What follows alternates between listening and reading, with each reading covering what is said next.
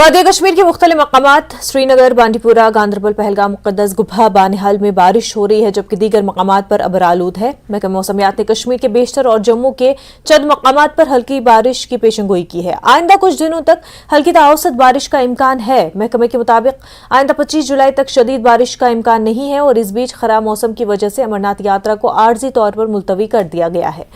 बालतल और पहलगाम दोनों रास्तों से यात्रा को फिलहाल मुलतवी किया गया है।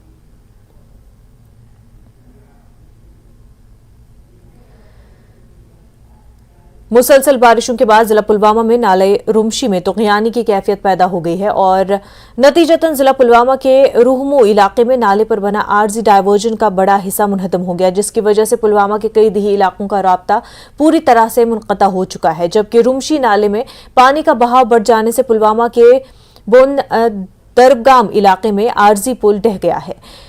रूहमो में कुछ मवेशी सैलाब के बीच में फंस गए। उधर पुलवामा में एनसी के जिला सदर गुलाम मोहिउद्दीन मीर ने इंतजामिया से मुतालबा किया कि मुतासरा इलाकों का राब्ता बहाल करने के लिए हंगामी बुनियादों पर काम किया जाए।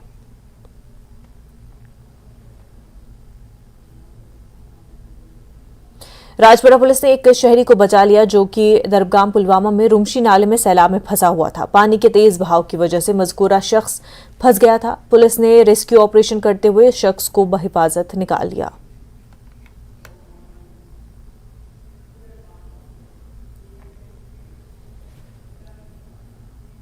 जिला पुंछ में आज दोपहर शुरू होने वाली मूसलाधार बारिश के नतीजे में तारीखी मुगल रोड पर लैंडस्लाइडिंग हुई, जिसके बायस रच्छम के इलाके में पुंछ जिले को कश्मीर से जोड़ने वाली यह सड़क बंद हो गई थी। सड़क पर बड़े बड़े पत्थर गिराए, जिसके बाद सैकड़ों गाड़ियां रोक दिए जाने से हजारों मुसाफिर दरमांदा हो गए।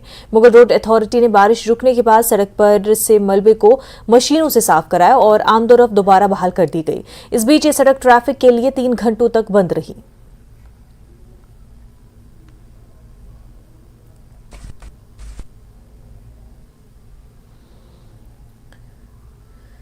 जम्मू कश्मीर अपनी पार्टी की जानिब से आज बडगुंत्राल में एक अवामी जलसा मुनक्किद किया गया, जिसमें पार्टी के सदर सईद मोहम्मद अल्ताफ बुखारी मेहमान खुसूसी की हैसियत से शामिल रहे। पार्टी के नायब सदर गुलाम हसन मीर और दीगर लीडरान मोहम्मद अशरफ मीर, मोहम्मद रफी मीर, मुंतजिर मोहिउद्दीन, अब्दुल मजीद, जिला सदर गुलाम मोहम्मद मीर, डीडीसी मेंबर मंजूर गनाई और यूथ जिला सदर सईद तजल्ली अंद्राबी इस मौके पर मौजूद रहे। अपने खिताब में अल्ताफ बुखारी ने बताया कि वो सियासत करने त्राल नहीं आए हैं, बल्कि वो लोगों को सिर्फ इस बात की याद दहानी कराने आए हैं कि कश्मीर का मुस्तकबिल भारत के साथ है और ये बात हमें समझ लेनी चाहिए। उन्होंने मजीद कहा कि जेलों में कैद मजहबी उलमा को हुकूमत रिहा करे। गुलाम हसन मीर ने बताया कि अपनी पार्टी अगर बरसर इक़्तिदार आती है तो वो 300 से 500 यूनिट बिजली मुफ्त फराहम करेंगे।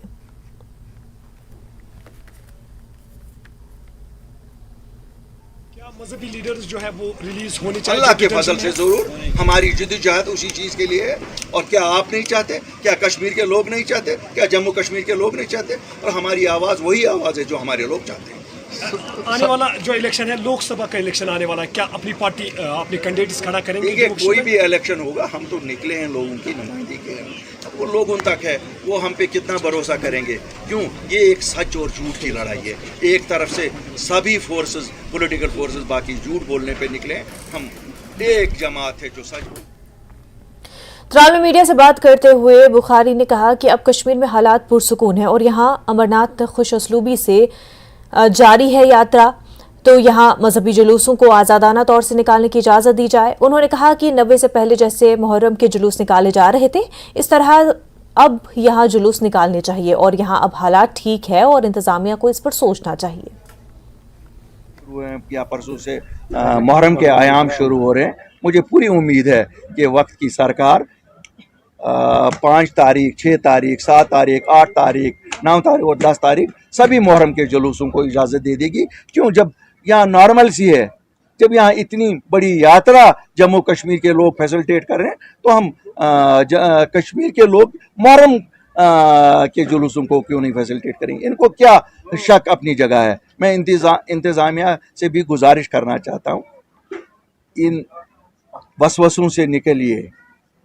जम्मू कश्मीर ने अमन का दामन पकड़ा है, लोगों ने अमन का दामन पकड़ा है।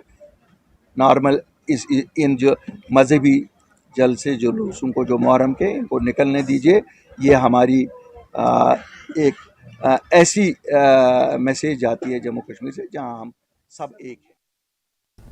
नेशनल कॉन्फ्रेंस के मेंबर पार्लियामेंट हसनैन मसूदी का कहना है कि नेशनल कॉन्फ्रेंस किसी भी इंतखाब के लिए बिल्कुल तैयार है और अब अगर इंतजार है तो वह असेंबली इंतखाबात का। अनंतनाग में अपने दौरे के दौरान मसूदी ने कहा कि जमहूरी हुकूमत की अदम मौजूदगी में जम्मू कश्मीर के लोग परेशानियों से दो चार है। ऐसे में उम्मीद है कि लोग इस बार भी एनसी का ही साथ देंगे। उनके हमरा एडवोकेट अब्दुल मजीद लारमी, एडवोकेट हाशिम हुसैन और दीगर लीडरान भी मौजूद थे। मसूदी ने बेटंगू अनंतनाग का भी दौरा किया और दरियाए जहलम के किनारों के धंसने का भी जायजा लिया और इंतजामिया को मसले का हल निकालने की भी हिदायत दी। उन्होंने जीएमसी अनंतनाग के अस्पताल का दौरा किया और तिब्बी निजाम का भी जायजा लिया।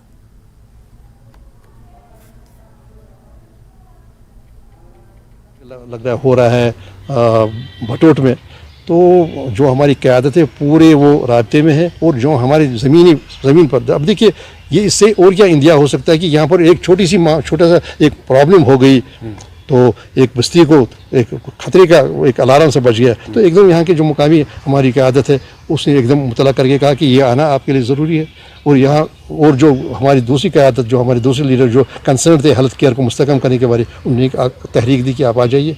तो हम नेशनल कॉन्फ्रेंस यहाँ पर मजबूत है, साउथ कश्मीर है और मुझे लगता है कि ये उम्मीद है जो आवाम का ताउन है, जो आवाम का भरोसा है, सिर्फ एक इलेक्शन की जो भी इलेक्शन होगा एक असम्बली इलेक्शन का हम इंतज़ार कर रहे हैं और जो भी इलेक्शन होगा कि क्या करें, क्या हरबे इस्तेमाल करें, काट छाट करें, बाउंड्रीज चेंज करें, डिलिमिटेशन करें, बाकी करें कुछ नहीं, क्योंकि अवाम नेशनल कॉन्फ्रेंस की तायद में खड़ा है और अवाम नेशनल कॉन्फ्रेंस को ही अपना एतमाद दे। जेएंडके नेशनलिस्ट डेमोक्रेटिक पार्टी ने पूरे जम्मू कश्मीर में एक मुहिम शुरू कर दी है। जम्मू कश्मीर रियासत का दर्जा बहाल करने के मकसद से तहरीक की शुरुआत की गई है। जम्मू में न्यूज 18 से बात करते हुए जेकेएनपीएफ के चीफ पैट्रन संजय कुमार ने कहा कि हुकूमत ने रियासत का दर्जा बहाल करने का वादा किया था, इसलिए वो लोग असेंबली इंतखाबात से कबल रियासत का दर्जा बहाल करने का मुतालबा लेकर जिला सतह पर एक मुहिम चलाएंगे। संजय कुमार ने बताया कि उनकी पार्टी आइंदा होने वाले लोकल बॉडीज और पंचायती चुनाव भी लड़ेंगे।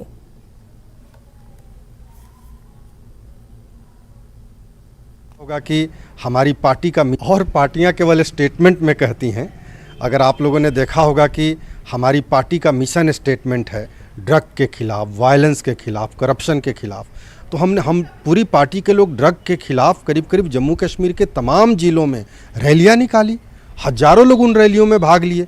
उसी तरह से स्टेटहुड को भी वापस लेने के लिए हम लोग हर डिस्ट्रिक्ट में जाके रैली निकालेंगे, लोगों से राय लेंगे, लोगों को जोड़ेंगे और एक दबाव बनाएंगे कि हाँ चुनाव भी हो, लेकिन चुनाव से पहले जो एक वादा था कि यहाँ स्टेटहुड दिया जाए वो दिया भी जाए। चुनाव लड़ने के लिए ही तो पार्टी बनाई है, लेकिन हमारा इशू अलग है। बाकी पार्टियां जो बात कर रही हैं वो अगले चुनाव की कर रही हैं। Jammu Kashmir nationalist people's front अगले जनरेशन की बात कर रहा है। उसको लगता है कि हम राजनीति के माध्यम से कहीं ना कहीं आने वाले पीढ़ी को एक बेहतर जम्मू कश्मीर प्रोवाइड करें और हम लोग उसके लिए कटिबद्ध हैं। वज़ीर ममलकत डॉक्टर जितेंद्र सिंह ने उधमपुर जिले के मंथली इलाके में वाक़ बैनुल-अक़वामी योगा सेंटर का दौरा किया और उनके दौरे का मकसद योगा सेंटर में होने वाली पेशरफ्त और जारी कामकाज का जायजा लेना था। अपने दौरे के दौरान डॉक्टर जितेंद्र सिंह ने योगा सेंटर के अंदर कई जिले अफसरान के साथ मीटिंग की।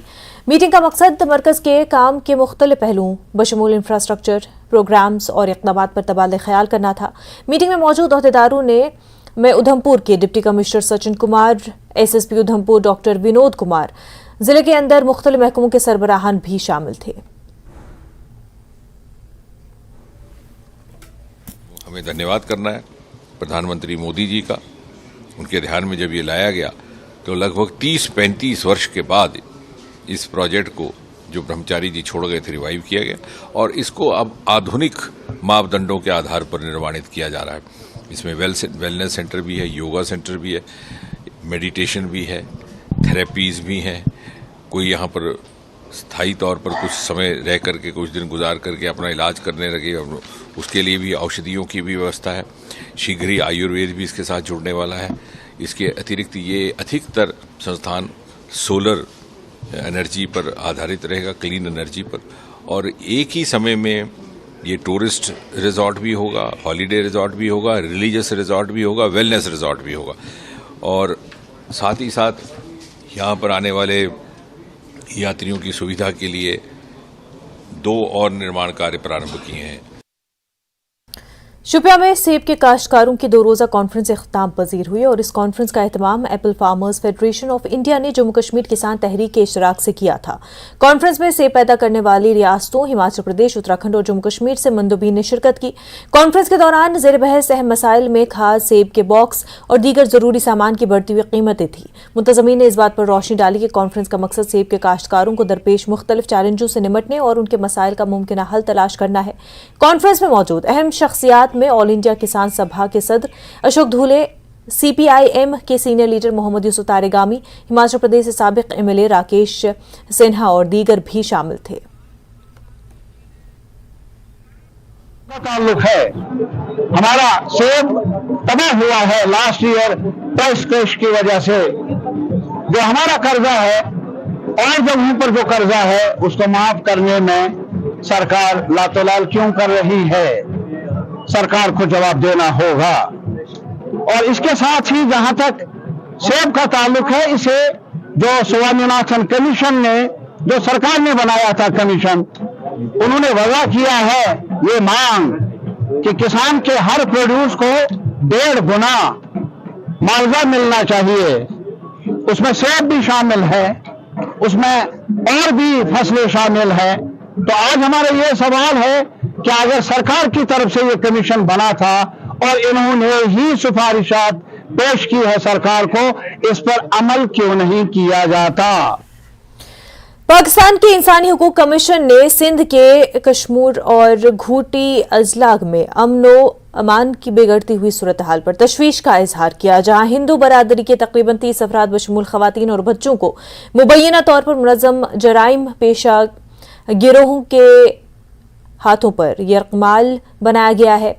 इतलात है कि इन ग्रुप्स ने आला दर्जे के हथियारों का इस्तेमाल करते हुए कम्युनिटी की इबादतगाहों पर हमला करने की धमकी दी है। महकमे दाखिला सिंध को इस मामले की फौरी तहक़ीक़ात करनी चाहिए और इन इलाकों में तमाम कमजोर शहरियों के तहफ़्फ़ुज़ के लिए इक़दाम करना चाहिए।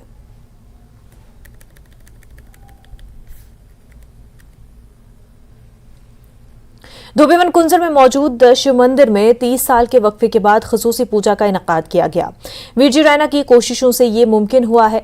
पूजा में वादी और जम्मू डिवीजन के सैकड़ों कश्मीरी पंडितों ने शिरकत की। कश्मीरी मुसलमानों की एक बड़ी तादाद ने भी इस प्रोग्राम में शिरकत की ताकि कश्मीरी पंडितों की पूजा के इंतजामात में मदद की जा सके। मुसलमानों और कश्मीरी पंडितों ने मुश्तरका तौर पर मंदिर का दरवाज़ा खोला और खुशी का इजहार किया। उन्होंने कहा कि वो भाईचारे के साथ रहना चाहते हैं।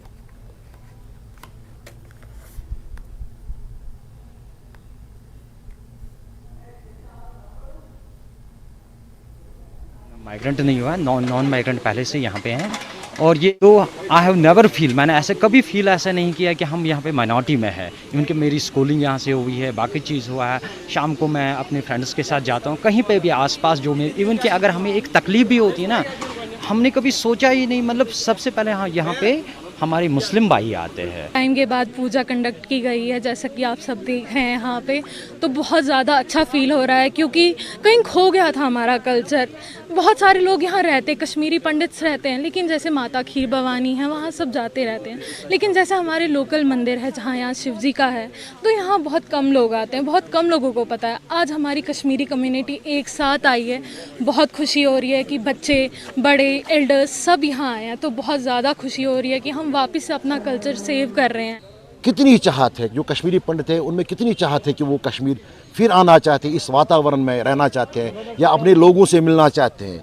और इस तरह से मैंने जो ट्रायल बेसिस थी, लेकिन ऊपर वाले की बिल्कुल ये दया है कि उन्होंने इस प्रोग्राम को, मुझे लगता है आज 200 लोग यहाँ पर आए। और मेरे जहाँ तक मेरा ताल्लुक़ है, ये एक अच्छा प्रोग्राम रहा, कामयाब प्रोग्राम रहा। ख़ासकर मेरी जो मुस्लिम पॉपुलेशन है यहाँ की, हमारे गाँवों की, और उन्होंने पूरी तरह से दिल से इन लोगों का स्वागत किया। इसकी जो बरसों पुरानी रिवायत रह चुकी है कि यहाँ पर हिंदू और मुसलमान एक साथ रहते थे और एक साथ खुशियाँ बांटते थे, तो उस हवाले से आज हम यहाँ पर फिर से खुशी मना रहे हैं क्योंकि आज 30 साल के बाद हमारे जो कश्मीरी पंडित भाई है वो यहाँ पर हवन कर रहे हैं और इनका आज मजहबी प्रोग्राम है यहाँ पर।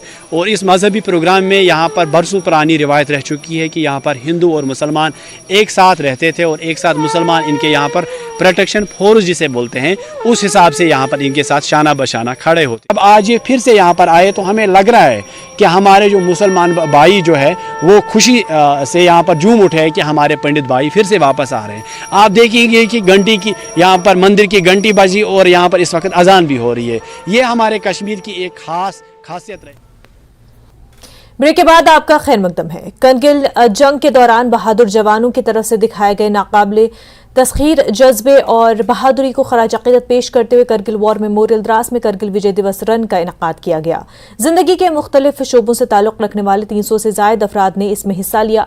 मुख्तलिफ जुमरों में दौड़ का एहतमाम किया गया था।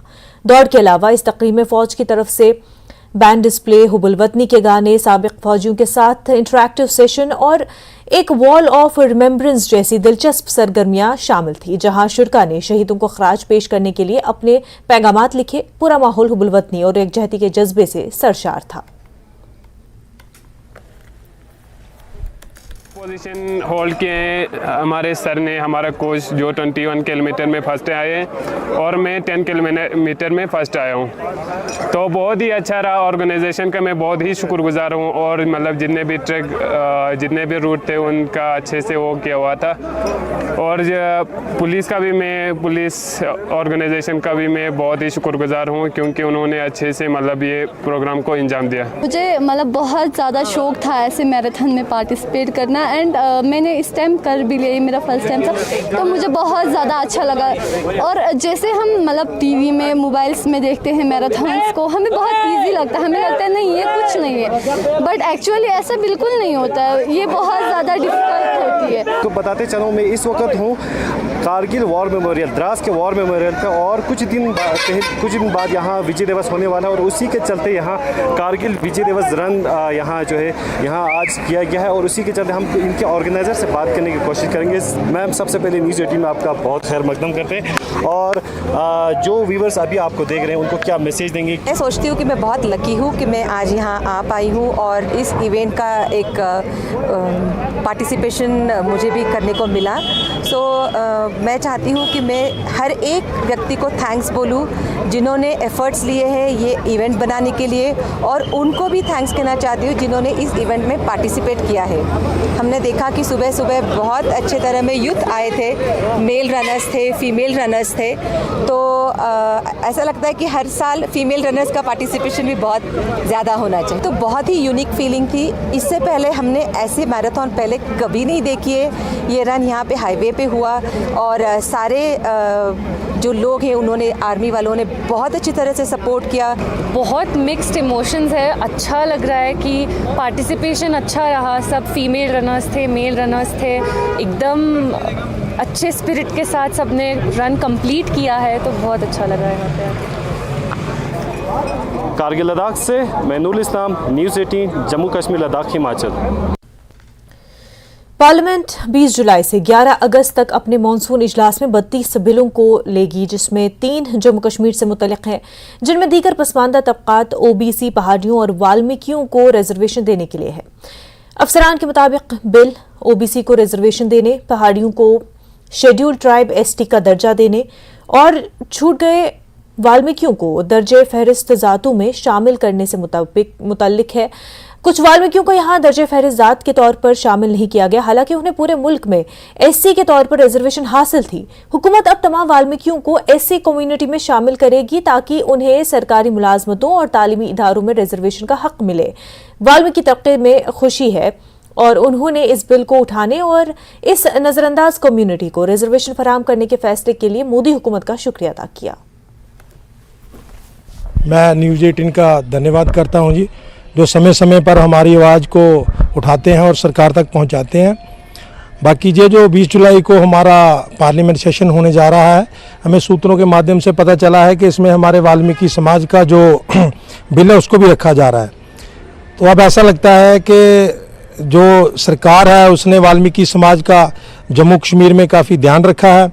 जैसे धारा 370 तोड़ना, उसके बाद जैसे हमारे समाज को जहाँ चूड़ा चूड़ा कहते थे, आप बदर शब्द था, अब उसी को सुधार करते हुए हमारे वाल्मीकि समाज को वाल्मीकि शेड्यूल कास्ट का दर्जा दिया जा रहा है। ये हमारे समाज के लिए एक बड़ा अच्छा अच्छी बात है। जब से 370 टूटी है तब से इन्होंने हमारी वाल्मीकि कौम का कुछ ध्यान रखा हुआ है।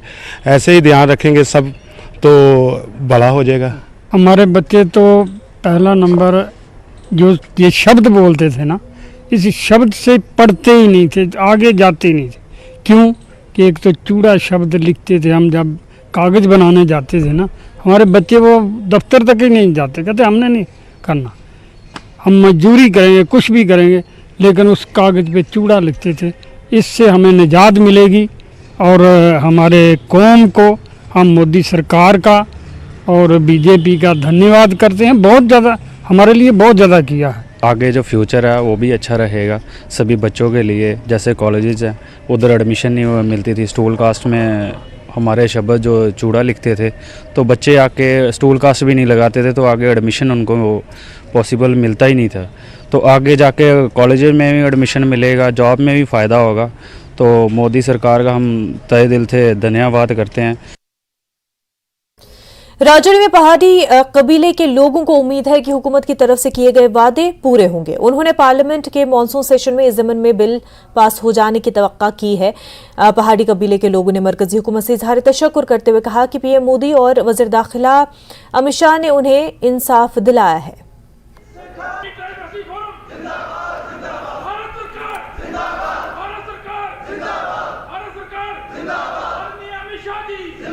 इस बार के मॉनसून सेशन में पहाड़ी कबीला के लोगों को पूरी उम्मीद है कि उन्हें उनका हक यानी एसटी स्टेटस मिलने वाला है। इसी को लेकर मेरे साथ पहाड़ी कबीला के कुछ प्रमुख लोग हैं, इनसे बात करते हैं कि इस सेशन को लेकर किस तरह की उम्मीदें हैं इनको। क्योंकि हमारा बिल जो है वो पिछली बार विंटर सेशन में भी हुआ था और तब बड़ी हमारी होप थी कि ये बिल पास हो जाएगा, क्योंकि गवर्नमेंट जिस बिल को इंट्रोड्यूस करती है गवर्नमेंट की इंटेंशन होती है कि वो पास हो, but because of some reasons वो हो नहीं पाया। और फिर ये बिल जो है वो मानसून सेशन में भी लिस्ट हुआ और हमारे honourable home minister Amit Shah ji पिछले दिनों में जब जम्मू आए तो उन्होंने अपनी वो बात जो वादा जो पहाड़ियों के साथ लाखों पहाड़ियों के साथ हुआ और किया गया सेंट्रल गवर्नमेंट की तरफ से कि उनको शेड्यूल ट्राइब का दर्जा दिया जाएगा, वो दोबारा उन्होंने रिपीट किया। और हम क्वाइट होपफुल हैं कि ये बिल जो है इस मानसून सेशन में पास होगा और हमारी जो 70 साल की जो लड़ाई है, जो हमारे बुजुर्गों ने लड़ी थी और जो हम नौजवानों ने इसमें जो अपना जो रोल दे सकते थे जो दिया है, हम ये कहना चाहते हैं कि अब वो वक्त आ गया है, वो दौर आ गया है कि जब पहाड़ियों को उनका दर्जा दिया जाए। 22 से शुरू होगा और 11 अगस्त तक चलेगा। 17 सिटिंग्स हैं इसमें कोई भी सिटिंग जो है एडजर्न ना हो, सारे बिल पास हों। खासकर हमारे पहाड़ी कबीले का बिल ज़रूर पास हो और एक्ट बन के आए और जो 70 साल की मेहनत है, जो 70 साल के सपने थे हमारे बुज़ुर्गों के, हमारे साथियों के, वो पूरे हों और हम भी सेलिब्रेट कर सकें और हम भी भारत सरकार के जो सेंसिटिव तरीका रहा पहाड़ी कबीले को लेके उसकी सराहना कर सकें खुलेआम सड़कों। 15 अगस्त की आज़ादी के ऊपर जो 15 अगस्त मनाई जाएगी जम्मू कश्मीर के बीच में, वो पहाड़ियों ने इस रिजर्वेशन की खुशी में 15 अगस्त भी बनाएंगे और आज़ादी भी उस दिन उनको अपने हर राइट की आज़ादी भी मिलेगी। मुझे ये पूरी उम्मीद है और मुझे कोई शक की गुंजाइश नहीं है कि हमारी मौजूदा सरकार हमें अपना हक ना देगी। और मेरी भी ये पुरजोश पहाड़ियों की तरफ से गुजारिश है कि इस आने वाले 15 अगस्त से पहले हमारा पहाड़ियों का हक जो है वो मिल जाना चाहिए। पूरी उम्मीद पहाड़ी तबका के तमाम लोगों को है कि इस बार के मॉनसून सेशन में इनका बिल जो है वो पास होगा, क्योंकि बिल लिस्टेड हो चुका है और पूरी उम्मीद में ये तमाम पहाड़ी तबका के लोग उम्मीद लगा के केंद्र सरकार से बैठे हुए हैं। न्यूज़ 18 के लिए राजौरी से मैं शक्ति Sharma. Jammu Kashmir academy of art, culture and language के ताउन से उम्मीद के जरिए पेश करदा 7 रोज़ा पगा theatre festival tiger hall Srinagar में इख्तिताम पजीर हुआ। वादी के मुख्तलिफ सकाफती प्रोग्राम्स ने 7 ड्रामे पेश किए, जिनमें 3 लोक ड्रामे भी शामिल है। शहनाज मुश्ताक के तहरीर करदा कश्मीरी ड्रामे को हाजरी ने खूब सराहा। फेस्टिवल के डायरेक्टर रोहित भट्ट ने उम्मीद जाहिर की कि वादी के थिएटर ग्रुप्स आइंदा भी हमारा साथ देते रहेंगे और वादी के थिएटर को आगे ले जाने में अपना किरदार अदा करेंगे। वो ये फेस्टिवल आज इसका इख्तिताम हो रहा है। सबों ने अपने अपने तरीके से अपने अपने प्लेज यहाँ पेश किए हैं, तो आज मेरी बारी आई। मैंने भी यहाँ महक ड्रामेटिक क्लब के नाम से एक प्ले यहाँ पेश किया जिसका नाम था मौज।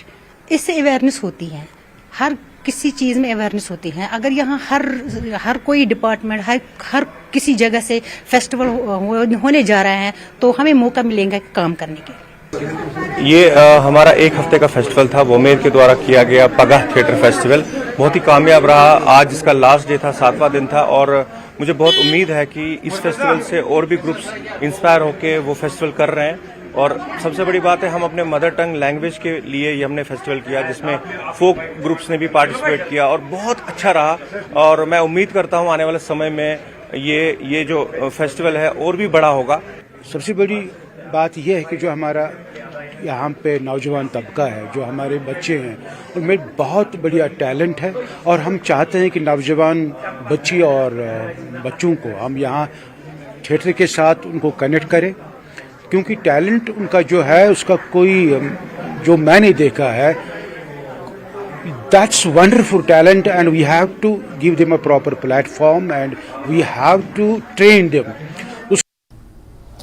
ब्रेक के बाद आपका खैर मकदम है। एक पाकिस्तानी खातून रखशंदा ज़हूर ने 35 साल कबल एक भारतीय शख्स से शादी की थी, लेकिन वो हैरान है कि तब कानूनी तौर से हिंदुस्तानी से शादी के बावजूद उन्हें सालाना बुनियादों पर पाकिस्तानी सफारतखाने से अपने पासपोर्ट और वीज़े की तजदीद करानी पड़ती है, जबकि सीमा हैदर, जो कि गैर कानूनी तरीके से बगैर कागजात के भारत में दाखिल हुई है, उसके साथ अच्छा सलूक किया जा रहा है। इस खातून का कहना है कि 35 बरस गुजर जाने के बावजूद उन्हें हिंदुस्तानी शहरियत नहीं दी गई। रखशंदा के शौहर ज़हूर अहमद कहते हैं कि बगैर दस्तावेजात के हिंदुस्तान में दाखिल होने वालों को या तो जेल में होना चाहिए या उन्हें गोलियां लगनी चाहिए, क्योंकि इनको एक कानून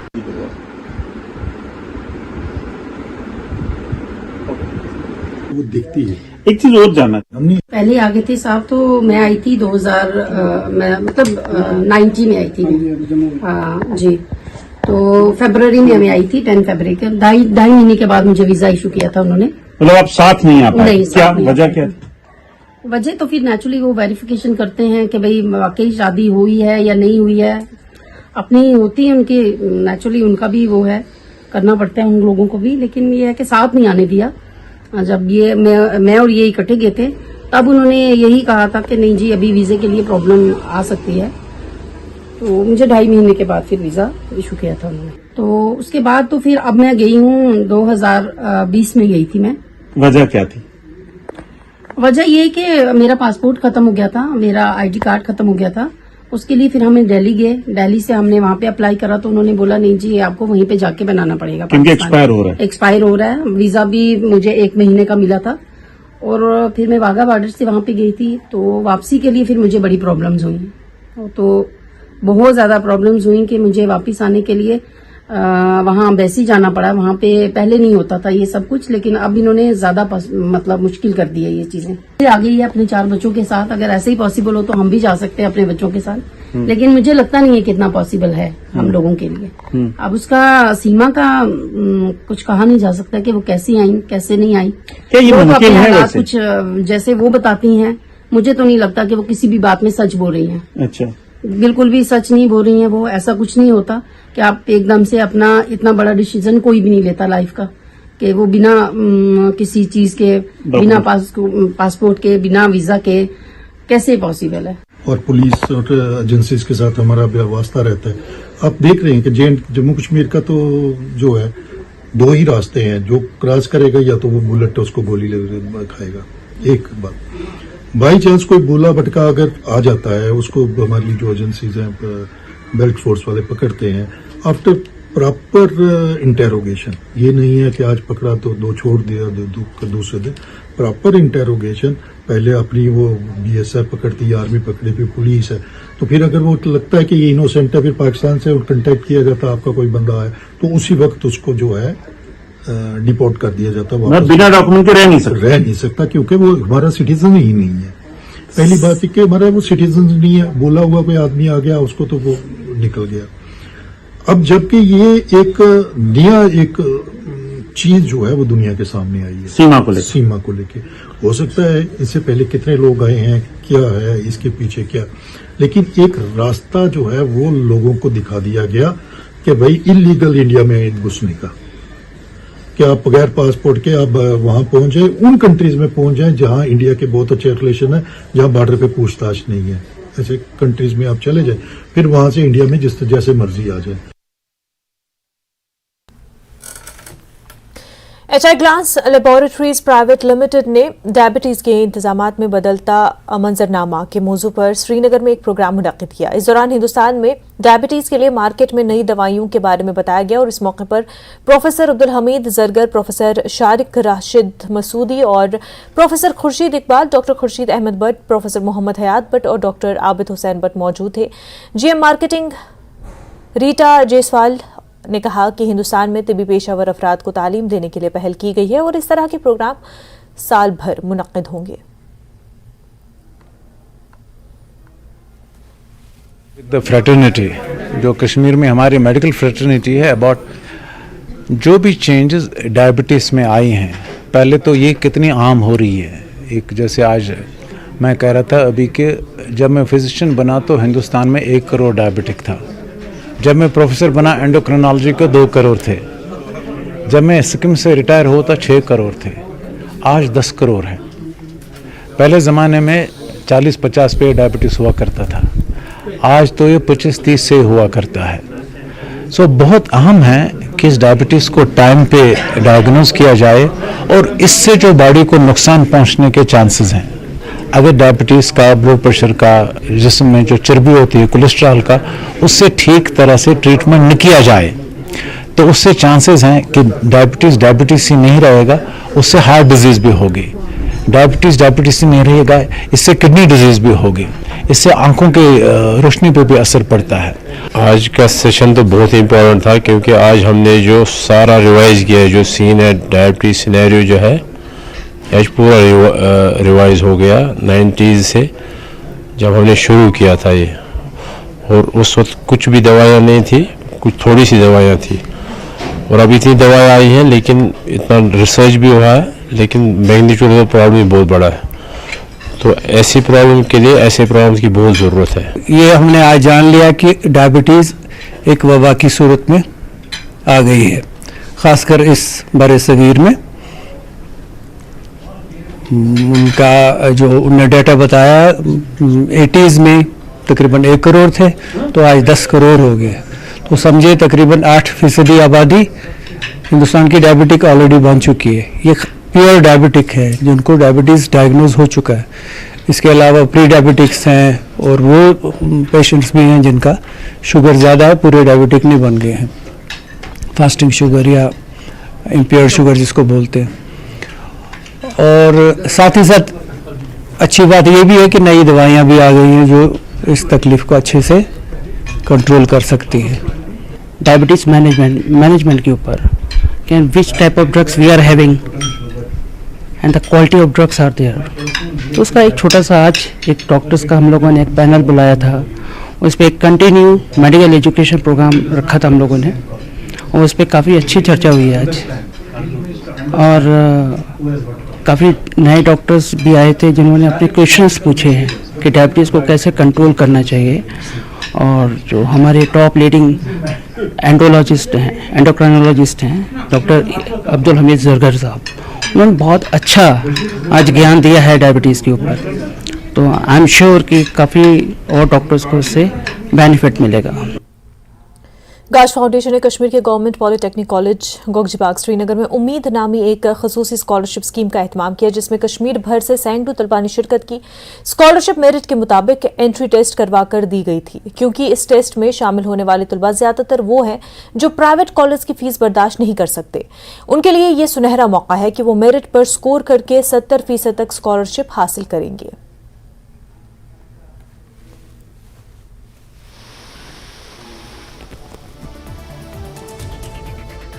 बच्चे इसमें से टॉप 30 आएंगे तो हम उनको स्कॉलरशिप्स प्रोवाइड करेंगे। मतलब हमारा ये मोटिव है कि जो मतलब हमारी एनजीओ है ये बेसिकली बनी है स्पोर्ट्स एंड क्या बोलते हैं एजुकेशन को प्रमोट करने के लिए। तो मतलब हमारा मेन मोटिव ये है कि जो बच्चे पढ़ने चाहते, जो एफर्ट नहीं कर पाते, तो हम उनको अपने लेवल पे एक बेस्ट गाइडेंस एंड क्या बोलते हैं सपोर्ट करते हैं फाइनेंशियली। हम यहाँ पे आए हैं श्रीनगर में, बहुत अच्छा लग रहा है। यहाँ पे इन्होंने मतलब स्कॉलरशिप टेस्ट रखा हुआ है, बच्चे काफ़ी आए हुए हैं, अच्छा रिस्पॉन्स मिल रहा है। तो हम इन बच्चों को थोड़ा मोटिवेट करना चाहते हैं कि ये इंजीनियरिंग में पार्टिसिपेट करें और साथ में साथ जो हमारे गवर्नमेंट की जो पॉलिसीज़ हैं जैसे हमारे स्कॉलरशिप दी जाती है कॉलेज में। आज मैंने स्कॉलरशिप एग्ज़ाम दिया जिसके जो हर कोर्स के लिए अवेलेबल है, MBBS, BDS, BTech, BSc। तो मैंने MBBS के लिए दिया और मॉडरेट एग्ज़ाम था, मुश्किल नहीं था, इजी था। एक्सपीरियंस था, पहली बार दिया स्कॉलरशिप एग्ज़ाम, पता नहीं होता एग्ज़ाम्स का, पहली बार हो रहा है। 70% स्कॉलरशिप मिलेगी फॉर MBBS के लिए तो नहीं मिलती। जम्मू के अभिनव थिएटर में फनकारों के एक ग्रुप की तरफ से एक सकाफती तकरीब कलर्स ऑफ जम्मू कश्मीर का इनेकाद किया गया। ये वही पुरवकार तकरीब थी जो श्रीनगर में G20 ममालिक के बैनुल-अक़वामी मंदुबीन के लिए पेश की गई। पद्मश्री बलवंत ठाकुर ने न्यूज़ 18 से बात करते हुए कहा कि जम्मू कश्मीर सिर्फ एक ऐसी जगह है जहां डाइवर्स ज़बानें और सकाफत है और इस खजाने से फ़ायदा उठाने के लिए उन्होंने इस तरह की सकाफती तकरीब मुनक़िद करने की पहल की।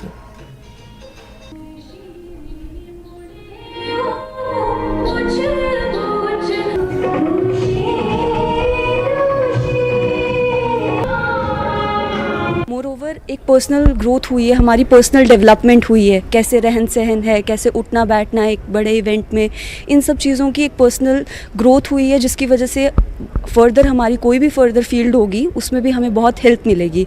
एंड ये एक कल्टिवेटिव और कल्चरल एक्सपीरियंस था जिसमें हर एक इंसान को आगे पीछे फॉरेन डेलीगेट से थोड़ा बहुत इंटरेक्शन करने का मौका मिला और ये नॉर्मल इवेंट्स में तो पॉसिबल नहीं है। सो ओवरऑल इन टोटलिटी अपनी पर्सनल ग्रोथ हुई है, एक कम्युनिटी लिविंग हुई है, बाहर जाके कैसा रहन सहन है, and it has been a total life changing experience for all of us. तो एज अ स्टूडेंट जब आप जाते हैं इतनी बड़ी जगह पे, अपने कल्चर को परफॉर्म करते हैं, अपने कल्चर को दर्शाते हैं इतने सारी दुनिया के सामने, तो बहुत अच्छा फील होता है। और वैसे भी today's kids are not connected with their roots, तो जब वो रूट्स वाली चीज़ें करते हैं, अपने जम्मू कश्मीर की कला को पहचानते हैं, उन्हें करते हैं, तो उन्हें खुद में एक तरीके का गर्व महसूस होता है जो बहुत ज़रूरी है आजकल के बच्चों में, मुझे जहाँ तक लगता है।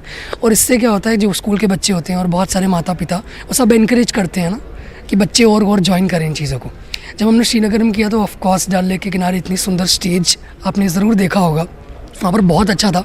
और ये फिर से हम लेके आए हैं जम्मू वालों के लिए ताकि वो भी देख सकें। तो एक काफ़ी अलग एक्सपीरियंस था, एक नई अपॉर्चुनिटी थी जिसको हमने बेखूबी से निभाया, सिर्फ मैंने नहीं पूरी टीम ने, कलेक्टिव वर्क रहा सबका। और आज हम वही परफॉर्मेंस जो है जम्मू वासियों के लिए सामने लेकर आए हैं कि ताकि वो भी इंजॉय कर सके, उनको अपने कल्चर के बारे में पता चल सके कि हमारे कल्चर के अंदर कितनी डाइवर्सिटी है। जम्मू कश्मीर के बारे में बात करने जाए तो कितना डाइवर्सिटीफुल जो है हमारा स्टेट है, ये यूटी है। कश्मीर जाके भी हमें बहुत ही ज़्यादा अच्छा लगा। वहाँ का इन्वायरमेंट बहुत अच्छा था, जैसे कि डिफरेंट वहाँ पे कश्मीरी गर्ल्स भी थी, उनके साथ हमने बातचीत की तो बहुत अच्छा लगा उनके साथ भी मिलकर हमें। बाकी अपने जो हमने डांस परफॉर्मेंस की जो G20 में की, हमने आज सेम यहाँ पे भी करनी है परफॉर्मेंस, तो बहुत अच्छा था। Overall experience was very good. ये गुलदस्ता दुनिया में कहीं नहीं मिल सकता, इसलिए मैंने इस प्रोग्राम का टाइटल रखा colours of Jammu and Kashmir. वो कलर्स दिखाए, इतने भिन्न रंग किसी के नहीं हैं। ये एक बहुत बड़ी स्ट्रेंथ है पूरे जम्मू कश्मीर की, जिसको मैं कल्चरल एक स्टेटमेंट के तौर पे मैंने इंटरनेशनल जो डेलीगेट्स थे पूरी दुनिया के जो आए थे G20 कश्मीर में, उन्होंने देखा, हमने कहा कि अगर कश्मीर में हुआ, श्रीनगर में हुआ, तो जम्मू वाले भी अगर देख लें तो अच्छा है। जिला रियासी के जेज बगली इलाके में रहने वाले एक गरीब शख्स के बच्चे को बीमारी की वजह से अस्पताल लाया गया था, जिसके बाद मरीज को रियासी डिस्ट्रिक्ट अस्पताल से जम्मू रेफर कर दिया गया था। हम रास्ते में ही बच्चे की मौत हो गई। जम्मू में बच्चे को मुर्दा करार दिया गया। बाद में एम्बुलेंस ने लाश को जिला अस्पताल रियासी पहुंचा दिया। मुतवफ़ी के रिश्तेदारों का कहना है कि हुकाम ने उन्हें लाश एम्बुलेंस में घर मुंतकिल करने से मना कर दिया। गुजारिश करने पर भी उनसे ताउन नहीं किया गया। उन्होंने लापरवाह हुकाम के खिलाफ कार्रवाई करने का मुतालबा किया।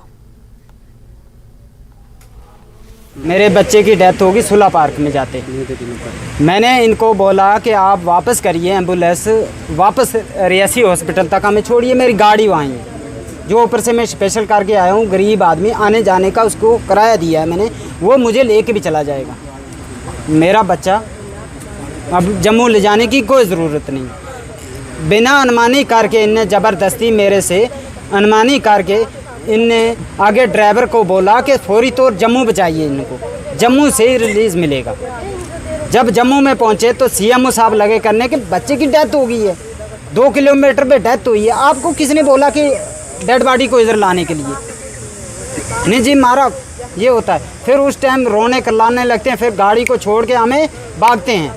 की जो है कंडीशन जो है ख़राब होती है। हम वहाँ पे पीएससी जीत जाते हैं, वहाँ पे स्टॉप नहीं होता है। वहाँ से जब हम प्राइवेट एक गाड़ी करके यहाँ तक पहुँचे, यहाँ पर बच्चे को सिर्फ 5-6 मिनट के लिए अंदर रखा, अपनी फॉर्मेलिटी की और यहाँ से बच्चे को निकालने की कोशिश की। और जब सुल्ला के अंदर बच्चा चला गया और बच्चे की डेड हो गया बच्चा, और हमने कहा भी, इन्होंने आपस में जाके बात की कि बच्चा ख़त्म हो चुका है, ताकि इन पेशेंट को पता ना चले, क्योंकि हमें समझते हैं कि इनको बिल्कुल पता ही नहीं है। मगर वहाँ से ये जम्मू लेकर गए, अगर जम्मू ना ले जाते आज इस वक्त मैं घर में होता। ब्रेक के बाद आपका खैर मकदम है। क्रिकेट का खेल अब देहातों तक इस तरह पहुंच चुका है कि अब ये रुक नहीं रहा और ये जुनून बन गया है। डोडा जिले के भलीसा में मुनक्किद क्रिकेट टूर्नामेंट में इसकी एक झलक देखने को मिली। पेश है फिरदौस खानी की रिपोर्ट।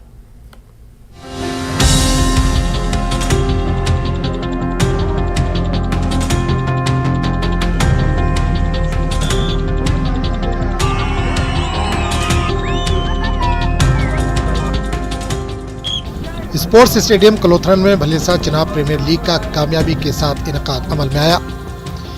एक मुकामी कंस्ट्रक्शन कंपनी की जानिब से मुनक्किदा क्रिकेट टूर्नामेंट में मुख्तलिफ अजला से 110 टीमों और 1400 खिलाड़ियों ने हिस्सा लिया। खिलाड़ियों में काफी जोश और खरोश देखने को मिला। खासी तादाद में खेल शायकीन ने क्रिकेट मैचों का मुशाहिदा किया और खिलाड़ियों की हौसला अफजाई की।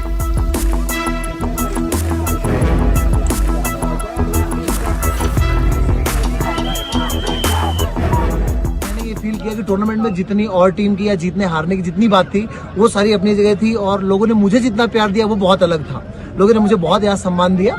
और अगर हम बात करें ग्रीनरी की या विकेट की, तो देखिए अभी इंफ्रास्ट्रक्चर के लेवल पर बहुत सारा काम इधर साइड में होना है, जम्मू साइड में, है ना। तो अभी बेसिक लेवल पर इन्होंने इतना अच्छा शुरुआत किया और यहाँ पर पहली बार टूर्नामेंट कराया और सक्सेसफुली, जहाँ 110 टीम के आसपास टीम एंटर कराई और इतनी टीमों के बाद इन्होंने सक्सेसफुली टूर्नामेंट को ऑर्गेनाइज किया। ये अपने आप में एक बहुत तारीफ के काबिल बात है। मैं भलीसा का ये कहना था, पिछली बार भी जब हम आए थे तो जिस तरह के यहाँ के हालात थे और यहाँ पे जब अभी देख रहा हूँ तो काफी सपोर्ट के साथ हम लोगों को मिला है और काफी प्यार मिल रहा है हम लोगों को यहाँ पे। हम चाहते हैं कि दोबारा अगर टूर्नामेंट हो तो यहाँ के ज्यादातर लड़के यहाँ से खेलें और हम लोग कम आए, तो उनके साथ हम सपोर्ट के साथ हम लोग टीम को बनाएं और एक अच्छा और भलीसा का नाम। टूर्नामेंट नॉकआउट फॉर्मेट में खेला गया। सोशल मीडिया प्लेटफॉर्म पर मैचों की लाइव स्ट्रीमिंग की गई। इस टूर्नामेंट में मुकामी खिलाड़ियों को अपनी सलाहियतें निखारने का अच्छा मौका मिला। आगे हॉस्पिटैलिटी की बात की तो बहुत ही मजा आया। हमें एक मिनट भी ऐसा लगा नहीं कि हम घर से बाहर आए हैं, अपना ही घर है ये भी। हम चिनाब वैली में ऑलमोस्ट हर जगह भद्रवा किश्तवाड़ खेलते रहते हैं। डोडा में भी हम 2-3 बार जीते हैं। बहुत ही ज्यादा मजा आया। मैच भी काफी अच्छा रहा। आई एम रियली मेरे पास अल्फाज नहीं, इतना बड़ा इवेंट चिनाब वैली का सबसे बड़ा इवेंट हुआ और सक्सेसफुल इवेंट हुआ। हजारों की तादाद में, न केवल सिर्फ चिनाब वैली और डोडा से, बल्कि चिनाब वैली जहाँ जहाँ चिनाब चाहता है पूरे हिंदुस्तान से अच्छे स्पोर्ट्समैन आए और जो लोकल टैलेंट को भी उन्होंने कोलैबोरेशन किया। लोकल टैलेंट ने भी उनसे बहुत कुछ सीखा, बहुत अच्छी स्पोर्ट्समैनशिप का मुजाहरा किया। यहाँ के जो लोकल कोलैबोरेटर्स थे और NGOs थी और मोस्ट इम्पॉर्टेंट जो यहाँ के जो ऑर्गेनाइजर थे अख्यार साहब, brilliant effort, superb effort, congratulations and thank you. SDM ने कहा कि नौजवानों की तवानाइयों को सही समत देने की जरूरत है। टूर्नामेंट के इख्तिताम पर खिलाड़ियों को नकद इनाम और ट्रॉफियों से नवाजा गया। 2 महीने से ये टूर्नामेंट चल रहा था और ये पूरा IPL लेवल का टूर्नामेंट था, जिसमें पहली बार भले इसमें ये लाइव टेलीकास्ट हुआ और हमने बाहर से कैमरामैन जो थे वो हायर किए हुए थे और पूरी मतलब चिनाब वैली नहीं, पूरे इंडिया और ऑल ओवर वर्ल्ड ये ऑनलाइन टूर्नामेंट देखा गया। इसमें बिगेस्ट अवार्ड था 2 लाख का विनर का और 1 लाख था रनर्स का और सबको ट्रॉफियां दी गई। तो सबसे पहले इधर की लोकल सिविल सोसाइटी को मुबारकबाद पेश करना चाहूँगा कि इतना बड़ा मेगा इवेंट इन्हें जो स्पोर्ट्स का यहाँ पे ऑर्गेनाइज किया और यहाँ के लोकल यूथ्स को जो टैलेंट है उसको उभारने की कोशिश की। तो मैं चाहता हूँ कि यहाँ की सिविल सोसाइटी को ऐसे इवेंट्स करने चाहिए जो यूथ को उनकी एनर्जीज़ को सही रास्ते पे चैनलाइज करें और जो आजकल के टाइम में जो ड्रग एब्यूज़ है उससे बचने की अपने यूथ को, अपनी जो नई नस्ल है उसको बचाने की कोशिश। टूर्नामेंट के ऑर्गेनाइजर अख्यार जरगर ने कहा कि टूर्नामेंट कराने का मकसद ये था कि नौजवानों को क्रिकेट के मैदान में आगे बढ़ने का मौका फराहम किया जाए। न्यूज़ 18 के लिए भलीसा से फिरदौस खांडे की रिपोर्ट।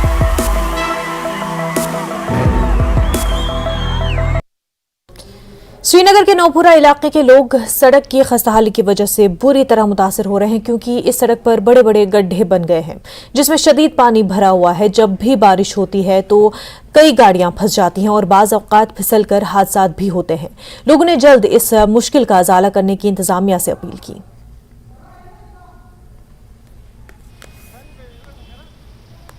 बहुत ख़राब है, चलने में हमें चलने में दिक्कत आता है, हर जगह खड्डा ही खड्डा है, ऐसा हमने कहीं नहीं देखा। ऐसा खराब करो, इसको अच्छी तरह से बनाए जल्द से जल्द। दिक्कत आते हैं ना बहुत चलने में, माजूर लोगों को ज़्यादा चल ही नहीं सकता है। त्रो जनाब पाइप गंद आब सो पाइप त्रो वो कर फिलिंग मगर कोर कहें तन पे यप गाड़ी पकान रात पकान गाड़ी अ मकान दन तम सा दोब गसान दन अल्लाह ताला पता नींद यूथ परेशान। तो हमारी रोडों की यहाँ पर बहुत बुरी हालत। यहाँ पर रोज़ ही बोल रहे थे कि हम इसको स्मार्ट सिटी बनाएंगे, बट यहाँ पे तो ऐसा कुछ है ही नहीं, हमको कुछ दिख ही नहीं रहा है।